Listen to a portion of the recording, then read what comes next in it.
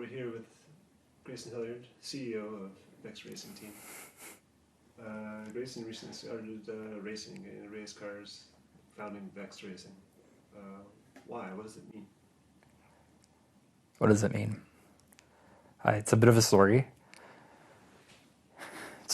So it starts out with, in my youth, being haunted by some questions. How do you define satisfaction? How do you define meaning? Why should I exist? Back then, I came up with some answers that I thought would make sense, and I desperately clung to them, such that all of the noise and the pain would make sense. One of these strategies was hyperfixation. It became a core coping mechanism that I leveraged as a compass to provide direction when there were important decisions to be made, until one day it just didn't work.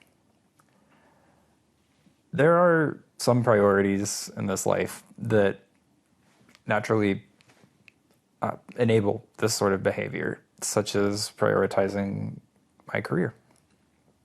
At an early point in my life, I determined that I wanted to be successful, and implicitly concluded that achieving professional success would grant me this satisfaction that I was seeking.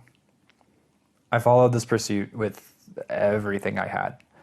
This belief shaped my identity, regulated my relationships, and it gave me hope. This hope would carry me through episodes of burnout until it didn't. For years, this unquestioned rock had guided me and taken me just far, like across the nation. It had rewarded me and given me the validation that I craved. I wasn't ready for the destination that had awaited me. The burnout escalated into depression, and the ups and downs transformed into a downward spiral. I became catatonic and devoid of hope. I felt as if I was sinking beneath the weight of existence and my inability to cope with it, just completely immersed in misery. This experience lasted for years. I sought help, therapy, medication, everything. But the traumas from my past compounded with the traumas of the present, creating a seemingly endless struggle that obfuscated the path to healing. This drained all of my willpower. At times, I would visualize this state of existence as being stuck in a cell underground, left to be forgotten and unable to escape. These problems were all internal, but I felt helpless to address them, much less participate in everyday life. But with time, patience, and a lot of professional help, my mental health began to change. Moments that had once overwhelmed me now became approachable. Thoughts that would induce fits of crying now became manageable. This shift allowed me room to explore. It gave me courage to try, and it gave me strength to stand, despite the weighty chains of this disorder. So, at the beginning of 2023, I promised myself that I would focus on things that were fun and fulfilling. A notable change from the previous year's motto, "Just do it." I started off the year by mustering the confidence and willpower to sign up for a high-performance driving class at the local racetrack. When the day the class finally arrived, I felt a genuine sense of excitement. I was nervous about doing well, but really, I was most concerned about if I would like it. I did something, so winding back a bit, I did something a lot of people do when they're feeling low, which is indulging in a distraction. I bought a sports car months before and had a slight sense of buyer's remorse. And this class was my first opportunity to see how well I knew myself and my desires. Would this class leave me empty and regretful for purchasing something so ridiculous as a sports car?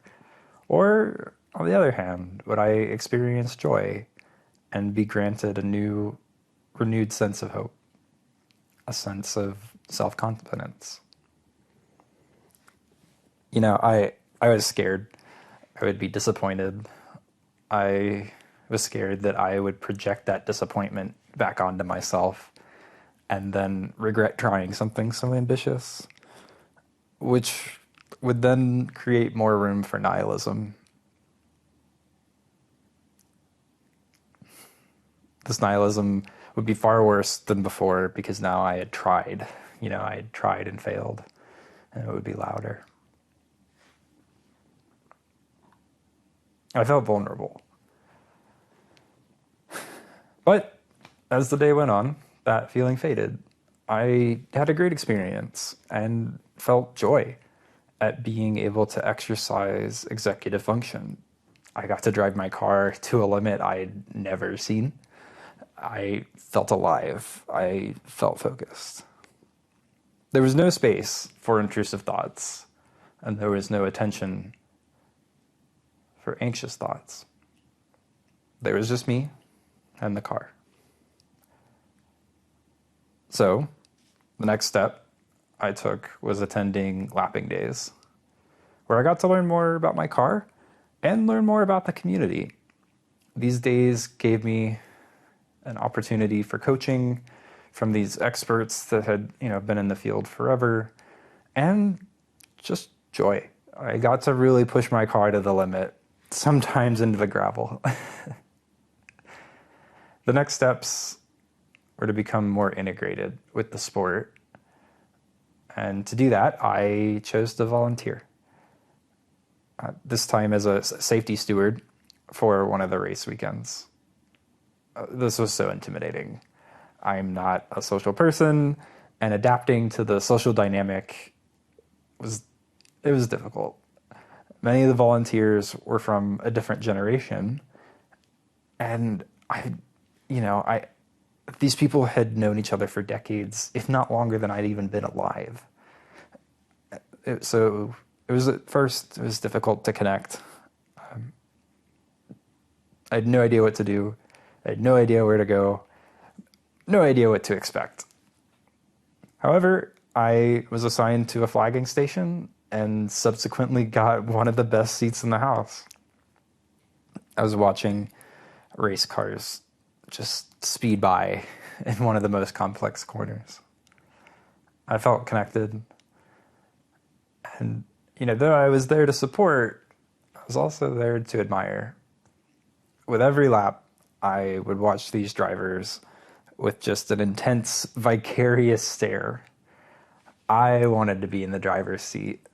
I wanted to be the one pushing the limits.